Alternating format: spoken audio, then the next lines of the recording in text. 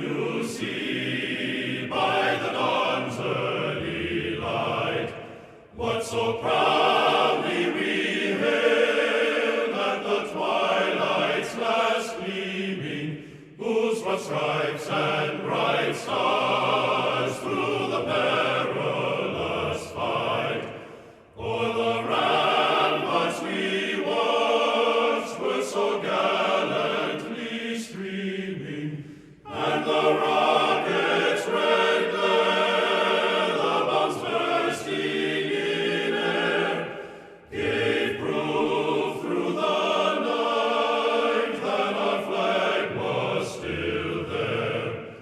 Oh, say does that star-spangled banner yet wave o'er the land of the free and the home of the brave?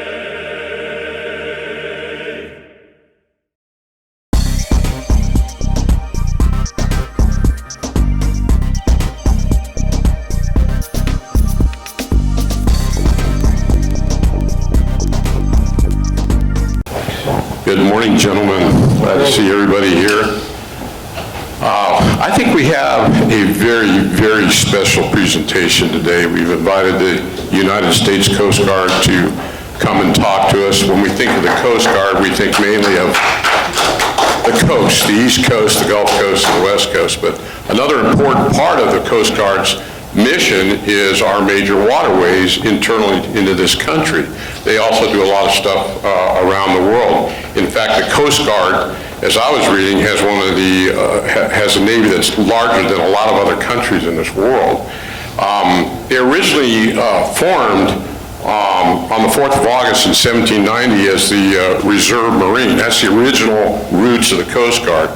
But they were rebranded on 26 January 1950 as the United States Coast Guard, one of the 7 uniformed services for this nation.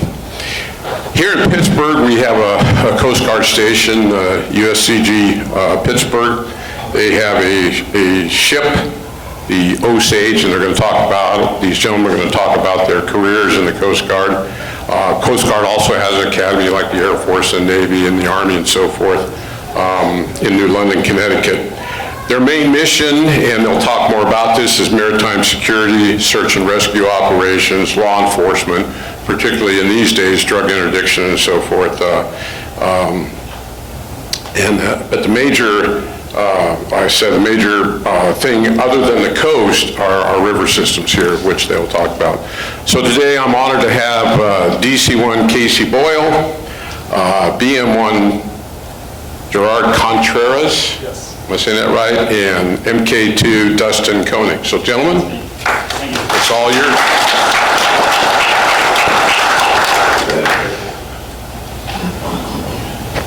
All right. You guys hear me? Yeah. Sweet. Before we start, on the behalf of Coast Guard Cutter Osage, our crew, we want to thank all of you guys that have served, all the veterans in here. We've talked to a couple of you already, and we've been pointed to others, so thank you guys very, very much for your service, because you guys are the predecessors to us, so thank you.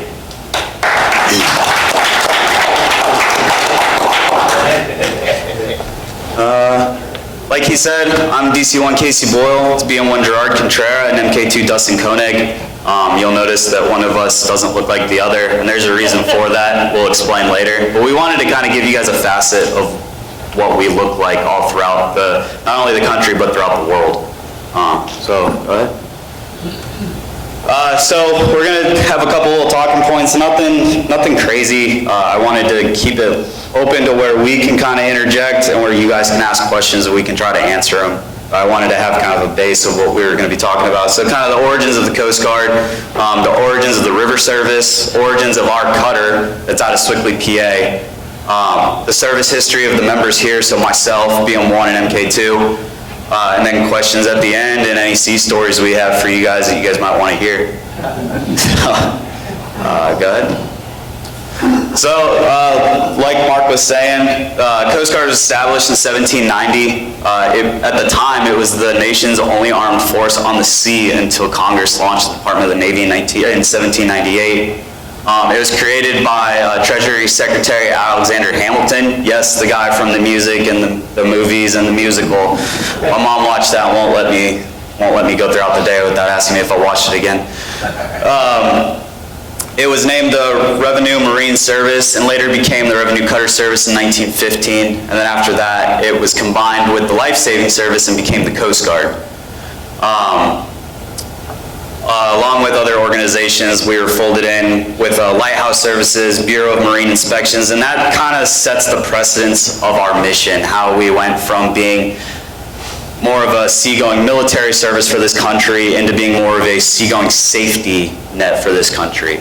And then all throughout history, we've been folded into different departments, the Department of Treasury, Department of Transportation, and then after 9/11, in 2003, we were folded in one last time to the Department of Homeland Security, which is what we are part of now. We are a military organization. We are one of the 5 branches or 6 branches now of the U.S. military. We just answer to the Department of Homeland Security. That's where our funding comes from. Unless there is a time of war, then we will be folded into the Navy. So we are we are military. A little more history. Coast Guard has 56,000 members, and that's active duty, reserve, auxiliaries, and civilians. So our whole organization is smaller than the New York City Police Department. We have 243 cutters, large ships. We classify a cutter as a boat 65 feet or longer. So we have 243 of those, 201 fixed wing and rotary wing aircraft, 1,600 small boats, and we're spread all throughout the world. We also do have, in our ranks, we have a Medal of Honor recipient from World War II, Douglas Monroe, Signalman First Class, who died in 1942 in Guadalcanal. River history. So Ace to Navigation is the mission of our cutter, which for us means buoy tending, lighthouse keeping, marking navigable waterways throughout the world, throughout the country, so that not only you guys on your pleasure time can go out and be safe on the water and have markings, but so that our country's infrastructure, our shipping, container ships, things like that, have waterways that they can transit safely. Aids to navigation is not a new concept. It's been around since the ancient Egyptians, and it's been around in this country since the Boston Light in 1716. Before the Osage was here, the Osage has been here since roughly 1969, if memory serves me correct. But before that, the predecessor boat that was actually in Sewickley since the 40s was the Sycamore. And that was built in 41 to replace the paddle steamers because they were just getting too expensive to maintain. Ohio river tending, we're what's considered Western river tending, and we are encompassed with a lot of different cutters and a lot of different missions. We take care of 5 separate rivers. We take care of the Ohio, the Allegheny, the Monongahela, the Kanawha, and the Big Sandy. That is what we take care of here in Sewickley as the Osage. There are other cutters throughout our AOR and throughout our districts that take care of the Mississippi, the Missouri, the Columbia River out of Washington and Oregon area, and so on and so forth. And the idea behind the whole ATON movement, like I said, is to protect and make navigable waterways for commerce. Our mission out here is to help with the commerce. When it started, was to help with the commerce of the steel and coal industry that was moving up and down the 3 rivers and then further on into the Mississippi. And that's still our mission today. That's what we're providing is that service to that industry to make sure that they have safe waterways to transit. If shoals move, if waterways change, I mean, everything's always changing. So that is our mission, is to make those waterways safe, and we work a lot in conjunction with the Army Corps of Engineers in doing that. BM1 might be able to speak a little bit more on that because that's actually his field.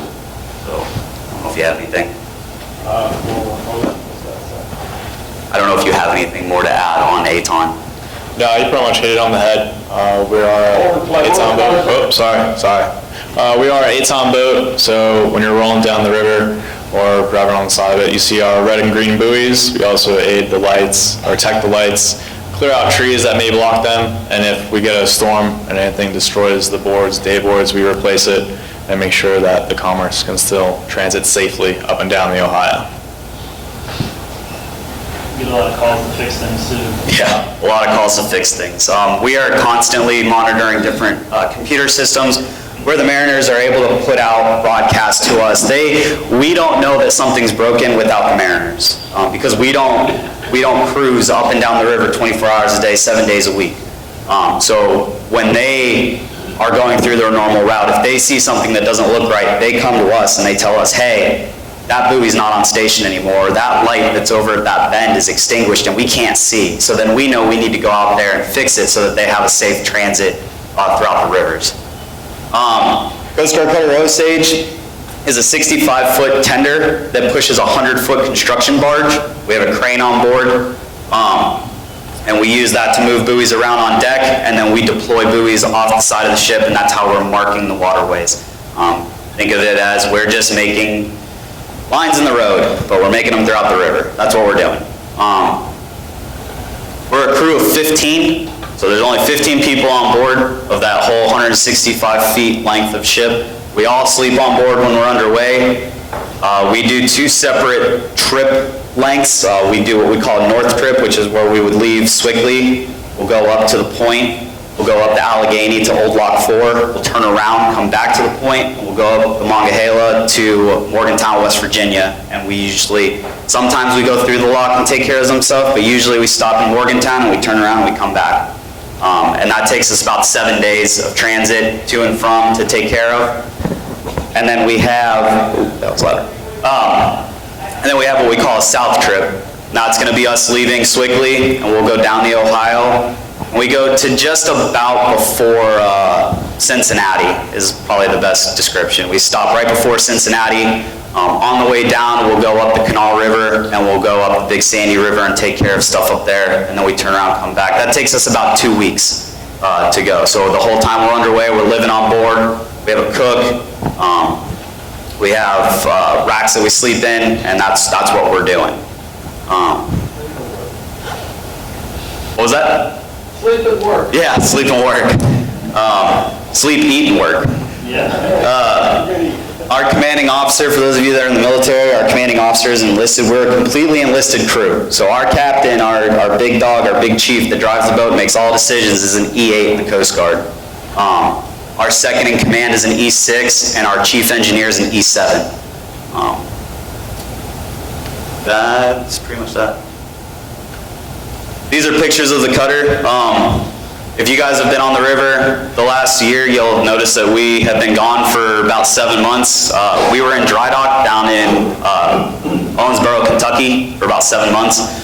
This picture on the right corner here is a picture of the boat out of the water. That middle picture is kind of a general setup of what we're doing. When we say we're pushing buoys off the side of the boat, we are literally pushing buoys off the side of the boat. Next to it is a giant rock that weighs 1,000 pounds or 1,500 pounds. That is working as the anchor for that buoy. So we have a little spring-loaded catapult system in a sense. We load the rocks up onto that catapult system, we launch the rock over, and we push the buoy over. And that's, I mean, we can knock out 50 or 60 buoys in a span of 20, 30 minutes. We're a well-oiled machine. There's usually about 4 or 5 of us out on deck doing this at a time. And once we get moving, we get moving. So, all right, so this is kind of where we're gonna go into each of our own our career histories and like what we do. So, first one's myself, damage controlman by rate. Anybody in the Navy, it's the same thing. Actually, if you were in the Navy, the damage controlman rate in the Coast Guard does what your damage controlman and your hull technicians do. I do both those jobs in one. So that makes me the ship's welder, plumber. I'm the subject matter expert on firefighting and flooding control, so I teach the crew how to use all the equipment. I maintain all the equipment in the event that we have a casualty like a fire or any sort of flooding casualty on board. On the river tender, on any cutter, it's dangerous to be on fire or flooding, but we are fortunate enough on the river that if that was to happen, we can kind of just push into a bank. When you're on a seagoing vessel that's 600 miles off the coast of any near land, it gets really, really sketchy. So we do a good job of training our crews, and I don't think we've actually lost a ship in probably 30 or 40 years. So we're doing better than the Navy so far.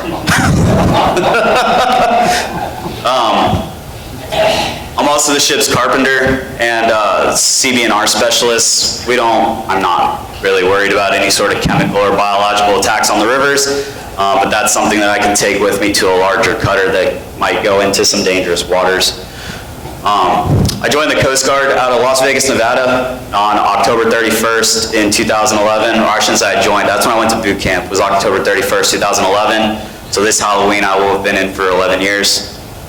From boot camp, I went to Coast Guard Cutter Spar out of Kodiak, Alaska. I was there for 2 years. We were known as the Aleutian Keeper.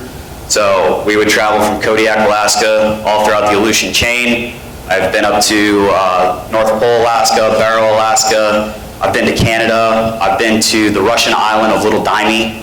We did Big Dimey, Little Dimey patrol, which are 2 islands that in the summer are 2 separate islands. One's owned by us and one's owned by Russia. And in the winter, an ice bridge forms and they become one island. There's about 300 to 400 Inuits that live up there. And in the winter, we go up to make sure that everybody's okay, everybody's surviving, and if they have anybody that's sick, we can get them off the island into better care. So I did that for 2 years, probably the most fun I've ever had in the Coast Guard, getting the crap kicked out of you in the bearing. If you've ever watched Deadliest Catch and you watch those boats get thrown around, I did that for 2 years. So good thing I don't get too seasick. From Kodiak, I went to my technical school for my damage controlman school, which is in Yorktown, Virginia. I was there for 15 weeks, and then from Yorktown, Virginia, I went to Air Station North Bend out of North Bend, Oregon. It's a search and rescue air station with 5 65 Dolphin helicopters, and the primary mission of that air station was to encompass from Northern California to middle of Oregon, and we took care of all the surf, all the search and rescue that was up there. I was a facilities engineer, so I took care of the facilities, took care of the hangar, took care of the housing that was out there, things like that. And I spent 4 years out there kind of getting my carpentry and welding trade squared away. After North Bend, Oregon, I went to Coast Guard Cutter Ida Lewis out of Newport, Rhode Island. I spent 3 years there. I was another buoy tender, I was a seagoing buoy tender. And we took care of everything from the opposite side of the Cape Cod Canal all the way down to Long Island, New York, and everything in between. I spent 3 years there doing the same thing, welding, buoy tending, things like that. And then from the Ida Lewis, I came to the Osage in 2020, and I will be here until next summer. So that's my career. I don't know if anybody has any questions. I'd be more than happy. I see you're a married man. How does that work with you moving around so much and living on the ship a lot of the time? It works. We make it work, I should say. Do you have an apartment in every city you go to? Yeah, so when we report to our new unit, we get a house, just like anybody else. And you know, when the boat's not underway, we're coming into work like a 9-to-5 job. We're coming in, we're doing work on the boat, making sure all of our maintenance looks good, making sure the boat's in tip-top shape and ready to go, and then we go home. And we don't stay on the boat when it's in port. We go back to our families, we go home. We stand in overnight duty 3 times a month.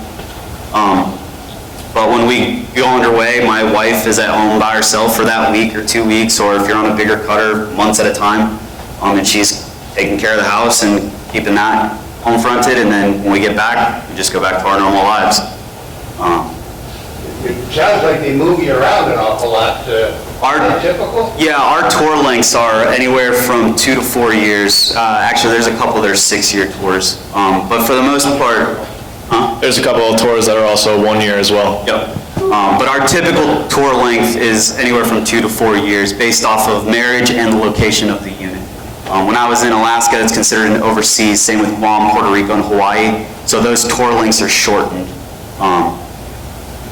But other than that, Yeah, when you're up in Alaska, do you patrol up around Canadian waterways like Victoria Island? yes. Yeah. Yeah, when I went to Canada, we went to Victoria.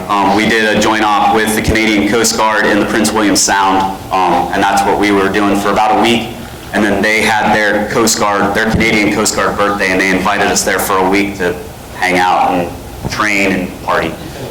So, Two parts. yeah. So, If you were dry dock for 7 months, what do you do for 7 months?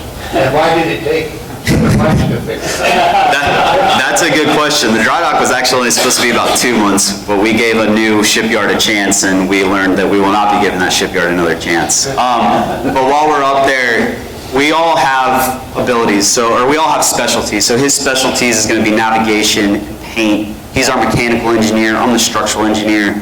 So whatever project they're working on, they hand us that folder of that project and they say, you're gonna facilitate the contractor. You're gonna make sure that they're following the spec because you know the ship, you know what should be fixed and how it should look. So we're just keeping the contractors honest at that point. I like quality assurance, kind of. Yeah. Quality control, guys. Is anyone actually housed in the building in Swiftly? Yes, so we have a barracks on base, and our junior guys that just get in from boot camp, if they're not married, they live there. So I have 4 guys living on base right now. And it's like a dorm style. They're actually pretty fortunate. They have their own room, they have their own bathroom, and then they have a centralized kitchenette downstairs and a little game room with a pool table and a TV. Casey, do you get to kind of choose where you want to go next, or We is mostly assignment? We get an opinion. So like I'm due to transfer this next year. I've already talked to my assignment officer. So how it typically works is depending on your job, like my rate is very small. There's only 400 or 500 people in my whole job field throughout my ranks from E4 to E9. So typically what they'll do is whoever's due to transfer, all those billets go onto a list and that list gets publicized. We can then download that list. We can put an order from 1 through 20 of what we want, and then that goes back to the assignment officer. And that assignment officer looks at our record, looks at what we've done in the past, looks at what we might need for advancement in our future career, and he says, yep, I'll give you your number 1 through 5, or you know what, I think you really need to go here for your career. I've been fortunate enough in my career, I've never gotten anything above my number 4. And usually when I put in a list, I'm putting in a list of about 20 different places. So I've been fortunate to where I've worked hard enough to where I'm able to reflect on that paper and he goes, yep, you're good to get whatever you want. Any other questions? These are some pictures of the units I've been at. So the top left is the Coast Guard Cutter Spar out of Kodiak, Alaska. It actually moved home ports. It's now out of Duluth, Minnesota. That was when it was in Kodiak. The one on the bottom is Coast Guard Cutter Ida Lewis. They actually look identical and they're only 50 feet in difference size ship. A lot of the components on the ship are the same. The power plants are actually just smaller versions of the other one. But they work the same mission. The smaller one stays more inland. The bigger one goes more out into the ocean. Yeah. You're showing the helicopter down there. Yep. The pilots, do they train with the Navy or somebody else? Yes, they train with the Navy in Florida. They go to, what's the flight school up there? Pensacola, yeah. So they do all their training out there. But they are Coast Guard officers? Yes, yep. Do you have any personnel on the Great Lakes? Yes, we have a whole Coast Guard district centralized around the Great Lakes. And actually MK2's career has touched the Great Lakes, so he'll touch on that when he's up. You saw the South Pole? Yes, South Pole. No, we used to. We don't anymore. Yeah. I don't know why they got rid of that. I used to work for MSTS. We had ships that went down to the pole, and they had to, go up at an angle on the ice so the prop would be under the ice line. Yeah. And the Coast Guard used to go up with the nitroglycerin in a little black bag and bury the anchors in the ice. Oh, okay. What about some of the dams in the rivers, like Emsworth and the construction and things of that? keeping the elevation of water proper. So all that's actually run by the Army Corps of Engineers. And that's where we work in conjunction with them a lot. If they're gonna close a lock or dam, they let us know so that we can let the other mariners know what's going on, but they actually dictate the locks and dams. Which, by the way, they're going to come and speak to us. Oh, sweet. I've already booked that. Yeah. Oh, okay. Give you some insight into that. Yes, we work with the Army Corps of Engineers. The Army Corps of Engineers drops a notice to Mariner, and that gives when the dam's being closed, how long, why. It gives them all that information, so the boating safety knows what they're doing. All right. It's all you. Go for it. He's gonna try to make off with our mic. This battery's pretty low, so I was just holding on to that one just in case. Good morning, my name is Gerard Contreras. I'm boasted to make first class with the United States Coast Guard.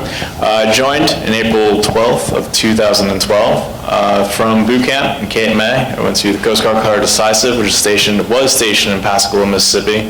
They moved all the 210s over to Florida so they could have a centralized area to repair them. From the Decisive, I went to BMA A School, or advancement school for us. Then from there, I went to the Coast Guard Station Chatham in Cape Cod, Massachusetts from 2014 to 2018. That was a surf unit. It got downgraded now to a heavy weather unit, but that was a cool spot. We had these experimental surf boats. The Coast Guard, for our small boats, we just call them by the numbers, 47s, 42s, 25s, 21s. The bigger boats we give names out for. So Sequoia, Decisive, Osage, everything like that. The 42s was an experimental surf boat. It was a mix between a 47, which is our heavy weather boat, which is able to do a full 360 in the water and be okay. It has 100% survivability. We have never lost one. And a 45, which is our medium response boat. So those 45s do have a heavy weather capability, but they cannot survive in surf. With Chatham and the sand, the canals and the entranceways to the base always shift. So we needed a jet boat because we couldn't use propellers. The issue with the jet though, in theory, we could run in 2.5 feet of water. The jets though, in full bore, suck up to 10 feet. So it kind of didn't work. Or suck up sand. We would suck up sand, we would blow it out impellers, and then we'd be down for 4 months because no one knew how to fix an experimental boat. It was great. From Chatham, I went over to Coast Guard Cutter Sequoia, which is stationed in Santa Rita, Guam from 2018 to 2021. And from the Sequoia, I came over to the Osage. From our job mission title in Chatham, we mostly did training for surf. That usually happened when there was nor'easters coming down. But the boating public was pretty safe. They were pretty smart. These are the experimental boats down here. They were amazing. They were very responsive since they were jets. It was a great time. The mission style for Chatham was search and rescue during the summertime and a lot of fisheries. We enforced lobster fishermen, crabbing, clams, all that fun stuff. With the Decisive up top, the White Hole, her mission was mostly drug enforcement for the Caribbean.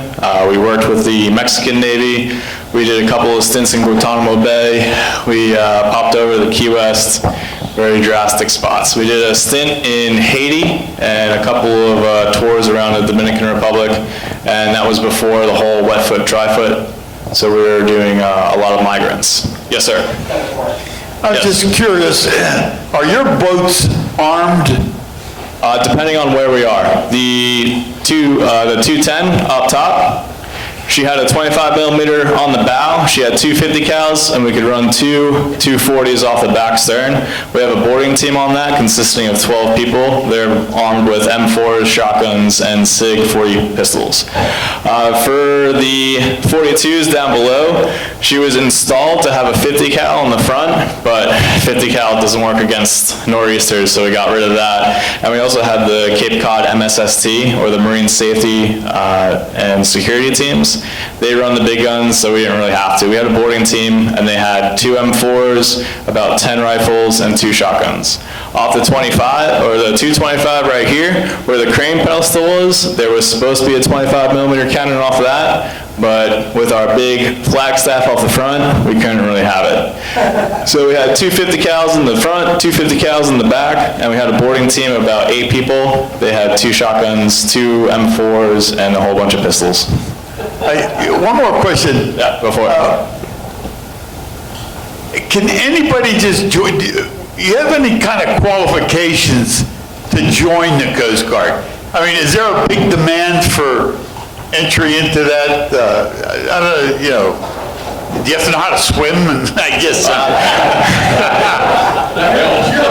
Knowing how to swim definitely helps. If you are a poor swimmer, they have a special class in boot camp where you wake up at 4:15 in the morning and they swim you for about 2 hours until you are a good swimmer. So it's pretty important. Is there a big demand to get into the Coast Guard? I guess that's... We're hurting for members. I think every service is hurting right about now. We do have a couple of programs going on. One of them is like everyone's a recruiter. So if you can bring either like a family member or a friend into the Coast Guard, they kind of try to line your pocket a little bit, sweeten the deal for you and for that person that they're bringing in. Yes, sir, go ahead. My question is, the Coast Guard Academy, all those graduates are officers? Yes. Okay, now, where do you gentlemen go through boot camp? We go through boot camp. There used to be, back in the 1950s, there used to be 2 boot camps. There was one on the East Coast, Petaluma in California, and then one that were West Coast in California, and the East Coast in Cape May. The West Coast is now closed, and we only have the East Coast in Cape May. Now, there's no officers in the Pittsburgh region? Yes, there are. There are. We have a MSU, and we have a district building, and they're pretty much all... Now, is your pay rate just like the pay rates of normal armed forces, E-10s, and you get the same rate, right? Yes, the Coast Guard has the same pay rate and pay scale as the Navy. We kind of absorb their pay scale just to simplify everything. But yes, we do. We have a very general E1, E2. Now, my final question is, when you go on these trips, you said for several weeks, who covers for you in the Pittsburgh area? Usually for us, we leave, because we have a crew of 16, but we only can hold 15. We usually leave one person back if they're going on leave, if they have any family emergencies, or if they're just not needed for the trip. But we'll leave them back so they kind of cover the base for us. They could answer phone calls, we have deliveries, and also if anybody notices that a buoy or light is off station or not working, they can call into the base, they leave a message, and then we get back to it. So in other words, if there's an emergency, you don't have a ship in the area, right? We always kind of do have a boat in the area, either between us, the MSU. Our response time is delayed, just depending on what pool or what part of the river the emergency is at. But normally, yes, we do have full coverage. Okay, thank you. Yes, sir, go ahead. You guys, boating accidents and people that drown, how do you get involved in that? Yes, we do. We're pretty limited here just because of our area of expertise. We're mostly a tugboat, but say, for instance, at Coast Guard Station Chatham, small boat stations, their primary focus is search and rescue or the SAR side of the house.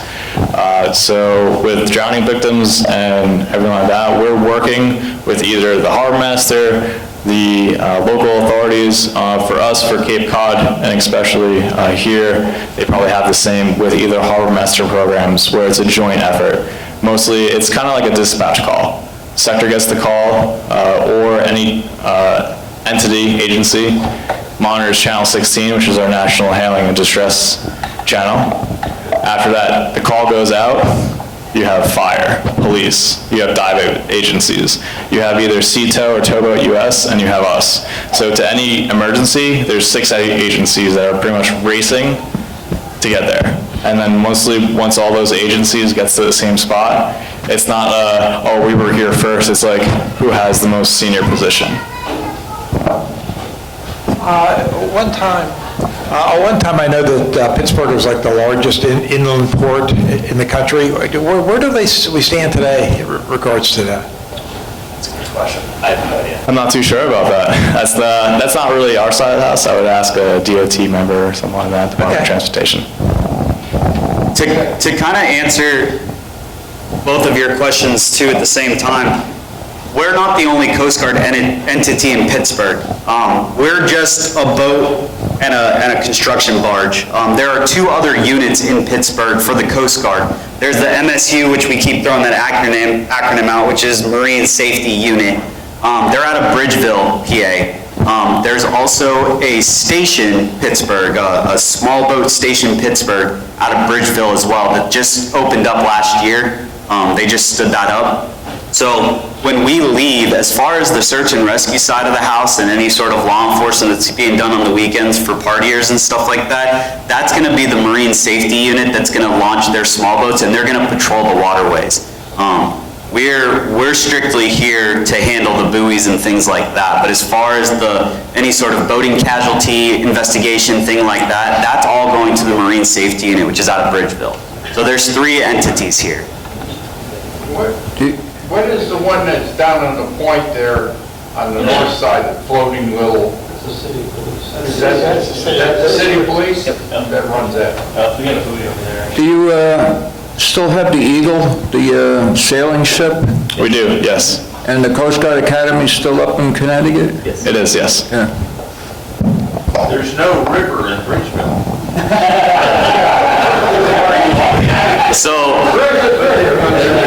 So they are at a little bit of a disadvantage in the sense that when they do go out, it's a very planned event for them. They are trailering their small boats to a boat ramp. They are launching, and they're launching for the day. So that's something that they'll do in the morning, and they'll patrol throughout the day, and then they'll wrap up and go back. Yes, sir. Among the 3 Coast Guard units in our area, how many people do we have in total? There's probably, 20 people at the MSU, another 15 at the station, and then 15 here. So I'd say probably maybe 50. We also have a very large auxiliary unit here, which I was surprised to learn. So we have the reserves, the Coast Guard Reserve, just like any other branch has a reserve part of their military. But we have something called the auxiliary, which is usually a lot of retired Coast Guard, Navy. They don't have to have actually any military affiliation. Most of them are boat owners.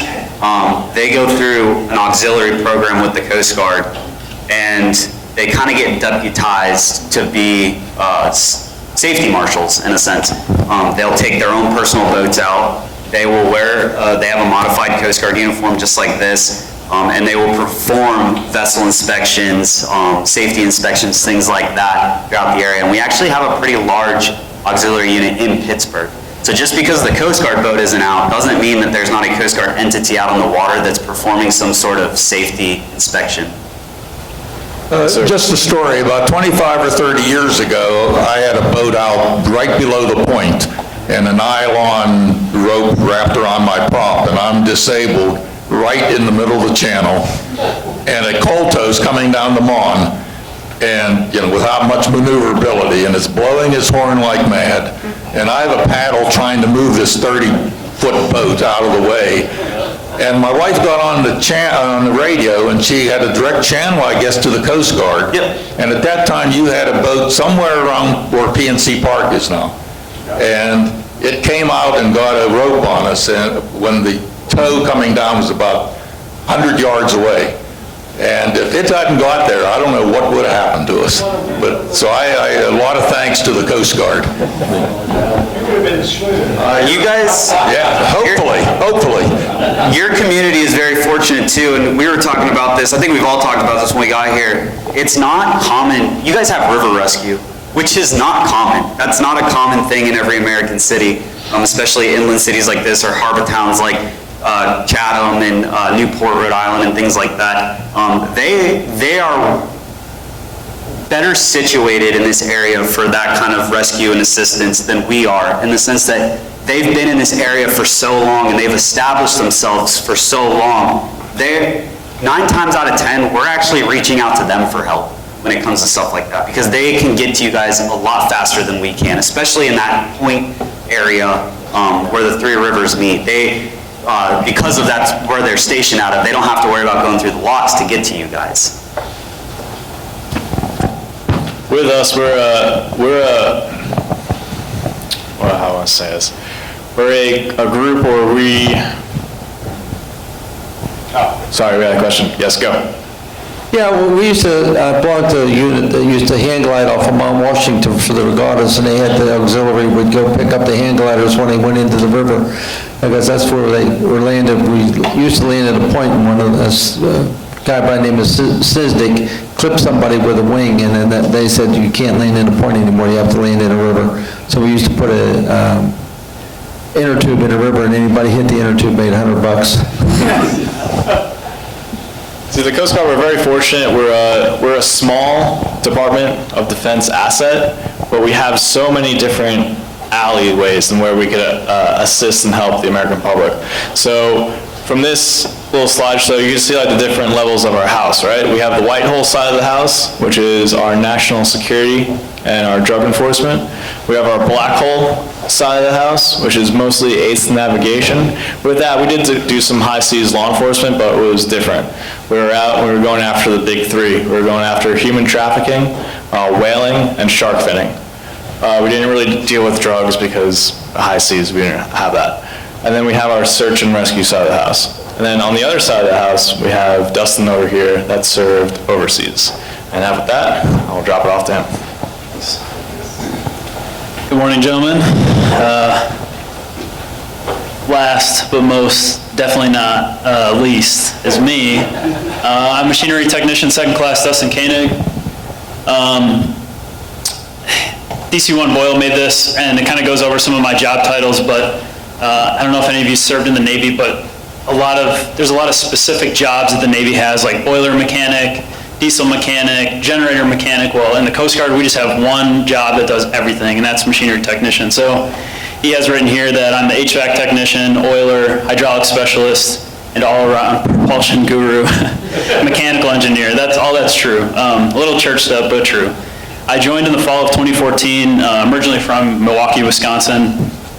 My uncle's in the Coast Guard. He's been in 27 years, and so he kind of, when I was joining, I looked at all the branches, but he kind of talked me into it. I went from boot camp in Cape May to the Coast Guard Cutter Tahoma. It's a 270-foot cutter in Kittery, Maine.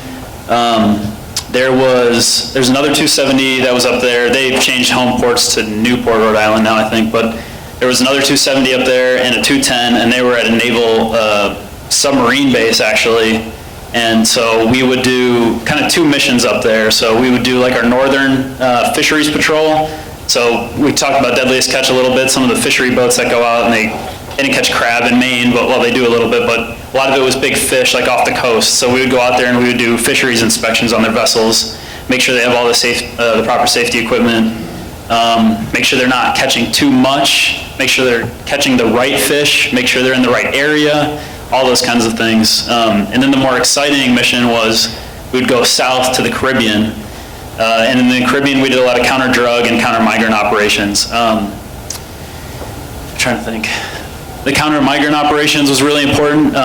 There's a lot of people, they're just looking for a better life. There's nothing bad about their intention. Just their family, they're not in a good situation where they're at, and they're trying to get to the United States. So a lot of times they go out on man-made rafts, and they just try to sail across the channel, either up through the Caribbean to the United States.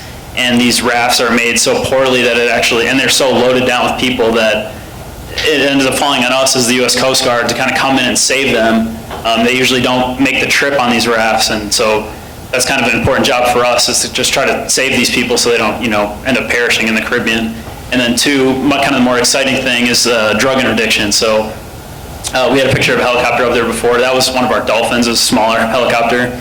We, on the 270, we have a hangar, and a flight crew flies, lands on the cutter, and then we take them with us when we do our counter-drug mission. What typically happens is, everyone's sleeping except for the guys that are on watch, and anyone that's served on a boat can kind of relate to this.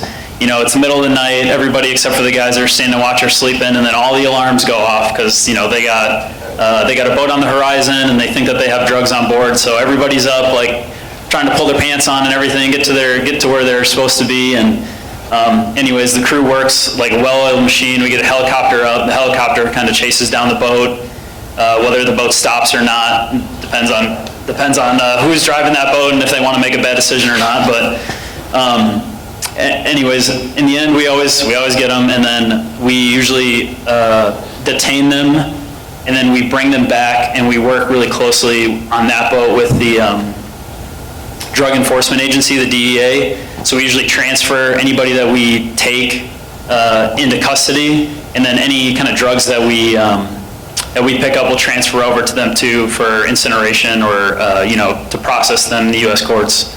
So that's our job for counter drug and on the Tahoma. So after I did all that, I went to Yorktown, Virginia, where that's one of the two main training centers for the Coast Guard. So there's the training center Yorktown, Virginia, and then there's Trace and Petaluma in Petaluma, California. I went to Yorktown, and that's where I learned my trade as a machinery technician. Just kind of briefly about that, I think I was there for about 13, 14 weeks. It's more of like a technical school, not really a long college course. And each week is kind of divided into something different. So one week I did outboard motors. One week we tore down a diesel engine all the way to the block, built it back up, and then the test is, if you did it right, we start it, and if it starts, you pass. If it doesn't, then you do it again, you got to tear it down again. So we did that, and just a lot of other things. We kind of worked a little bit in the damage control side with pumps, and there was a big push, and maybe DC1 can speak to this a little bit more, but early on in the Navy's history, they didn't teach a lot of people damage control. It was just the damage controlmen. Well, then they found out, I think there was a big fire in an aircraft carrier, where all the damage controlmen, they responded to a fire first, and they ended up perishing in the fire, and then nobody else knew how to combat a fire on a boat. So at all these schools and all these trainings, when we get to our units, I know somebody asked about qualifications earlier. Every time you get on a boat, it's a qualification for everybody to be basic damage control qualified, which is like basically, this is how we put out a fire, these are the different extinguishers, this is how to combat a casualty, and that kind of goes more into DC1's side of the house where he's the one training. And so, you get a lot of these, I don't want to say kids, younger gentlemen coming in that don't really know a lot. And so, so when they come in and DC1 is kind of teaching them up, teaching them a lot of these things that keep our boat safe. So, so that was my training. After I left Yorktown, Virginia, I went to U.S. Coast Guard Station Duluth, Minnesota. I was there for just under 4 years.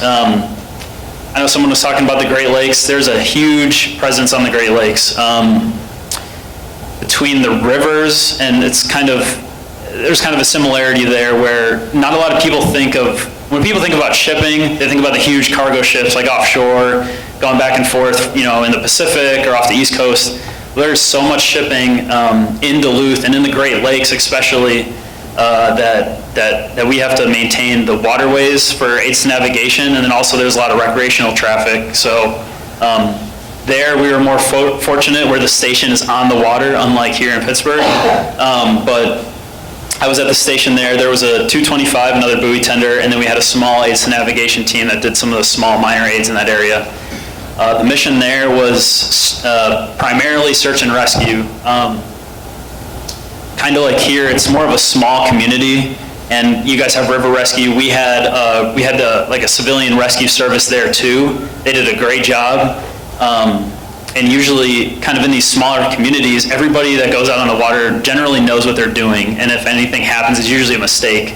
Whereas we were talking about this earlier, people like in Florida, they go there for vacation, they're partying, and they're like, oh, I'll rent a boat, never driven a boat before, but I'll go out, and then, so props to all the Coast Guard guys down in Florida who are dealing with that mess. So anyways, search and rescue, and we also did ice rescue, which was something kind of unique to the Coast Guard. I think around the 70s and 80s, there's a lot of videos of ice-related deaths of kids, walking on the ice, falling in, and a lot of local police departments and rescue teams, they just weren't equipped to go out on the ice. There's a video I remember watching where a cop pulled the back seat of his cruiser off, laid it on the ice, and then used it as a surfboard to try to get out on the ice to rescue a kid. And so with a lot of the Midwestern Coast Guard units, we're starting to do ice rescue where we're getting equipment where we can kind of serve the public as a ice rescue entity. And we did a lot of that. There was, just a quick story, we had a huge ice fishing tournament going on in the lake, and all these ice huts are lined up, and there's this piece of ice had broken off, and it was like a big island, and all these guys were on their ice, and they were just floating out into the lake. And I'll never forget this. I was on watch, and I got the call, and they were like, "Hey, there's 30 of us, and we're on this ice, and we're just floating out into the lake. Can you help us out?" And I was like, "All right, hold on." And then start writing everything down, tell my buddies to get ready and everything. But so that was really unique. The Coast Guard sent me. I was fortunate enough to go to Ice Rescue Trainer School, which was really cool. I was able to learn more in depth ice rescue training techniques, and then also how to train it. So same thing. When younger guys come into the station, I was the one who trained them up on the equipment, how to do, the procedures and the techniques for, to save people up on the ice, and also for us to be safe as the rescuers.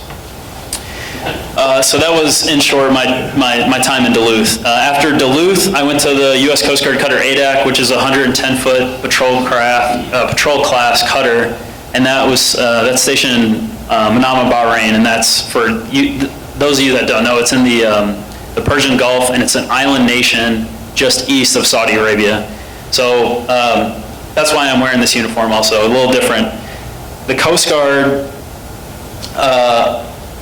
one of their specialties, or one of their attempts to try to work more with our DoD counterparts, the Navy, is we have 6 patrol craft there now, and we work hand in hand with the Navy in Bahrain. A lot of it is like escort duties and not aids to navigation, I'm sorry, that's my job here.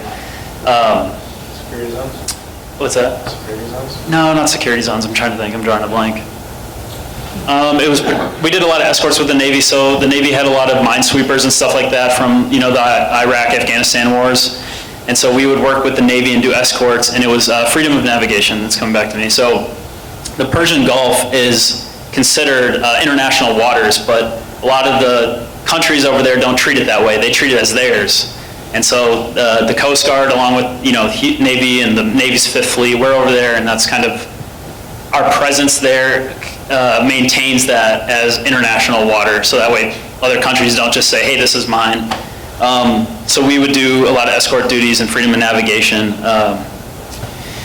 The mission there, other than those two, was just kind of information gathering and just helping other people out. Like in that area, a lot of like Bahraini craft and other like locals to that area, they're just out there fishing just like anybody in this country.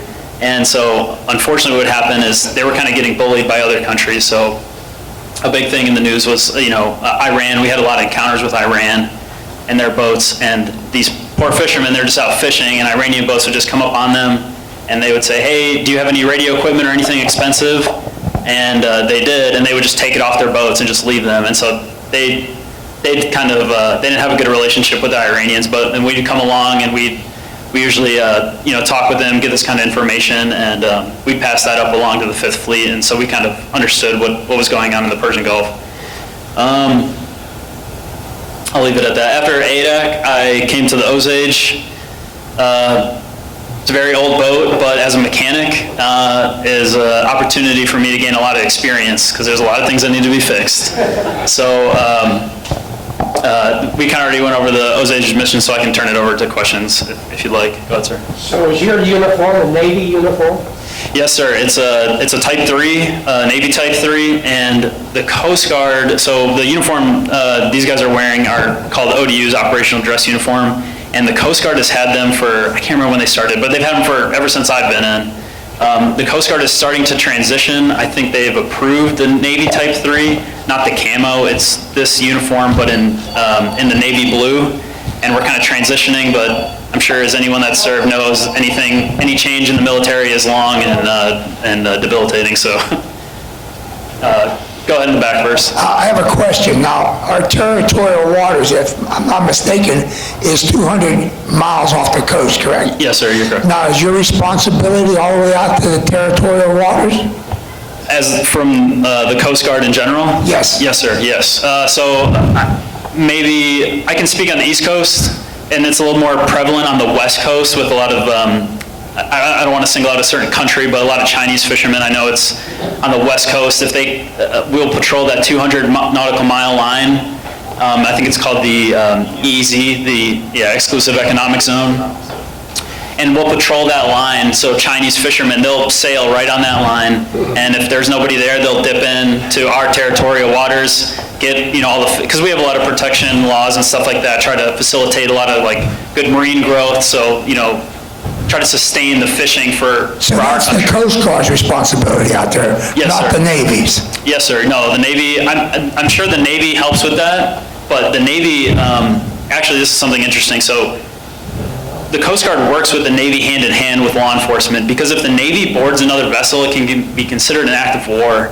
So the Coast Guard will go on board a Navy ship, and we will act as like a law enforcement agency or the police officers and go board another vessel to enforce U.S. law.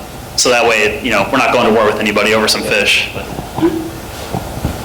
Did you get involved when you were over in Bahrain with Somali pirate situations over the Coast Guard? Get involved in that? There were no Somali pirates while we were there, but there was always, that whole region, we're always getting, they're always talking about different things that were happening where there's shipments coming from that area. And so we kind of participated in that with vessel searches and just making sure that there wasn't any kind of illegal substances being transited through the Arabian Gulf.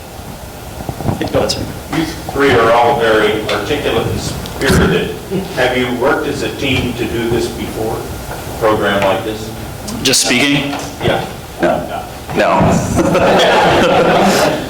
Very good. Good job. Yeah, we got one more. Sorry. This has puzzled me for a couple of years. My wife and I were sailing from the Dominican Republic to Puerto Rico. Yeah. And we crossed the moon pass about 4 in the morning. Okay. All of a sudden, all my instruments went dead. Oh.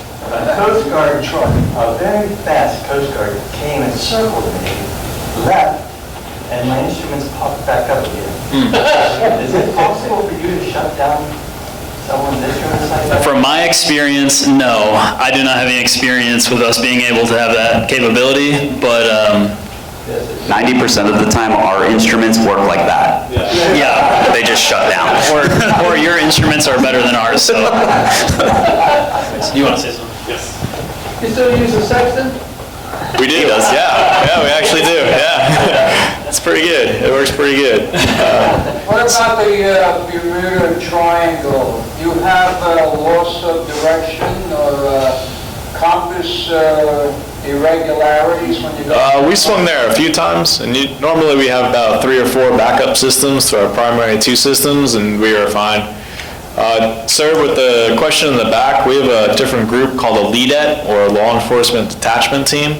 They have the jurisdiction to go on different boats and different countries' boats through international policies. And you could have 5 Coast Guard members go onto a Navy boat. How Dustin was saying, that Navy boat has to now take off or take down its Navy ensign and fly the Coast Guard ensign, because that boat is now under control of the Coast Guard just because of 5 guys.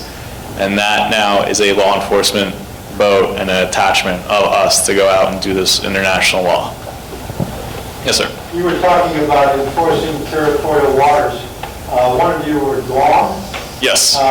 Is that, we also have 200 miles around Guam, is that true? Yes, Guam has its own EEZ, or exclusive economic zone. So each country has 200 nautical miles of where they can do whatever they want to do in that area. If you want to go fishing, go fishing. If you want to drill for oil, drill for oil. You have that 200-mile buffer zone of where you want to do. Now, with different countries, there has been an issue with China, and this is kind of like what stepped up our force in Guam. So with your 200 nautical miles, China was going out to the 199-mile mark and being like, whoa, we found an island, we need 200 more miles. And they built them. That was the issue with us. And then they were stepping on the toes of Japan, they were stepping on the toes of Russia, North and South Korea wasn't happy about it, so then we had to step up a little bit of a presence thing and be like, calm down, please. So that was... All right. Dustin, Gerard, Casey, thank you very much. First off, thank you, all three of you, for your service to this country. Thank you. We are very grateful for what you do. Secondly, thanks for putting this together. It came off very well. I thought, you guys are ready to rock and roll now somewhere else. We'd like to have you back, too, to kind of update us on what's going on. So again, thank you very much. Appreciate it. Thank you, guys.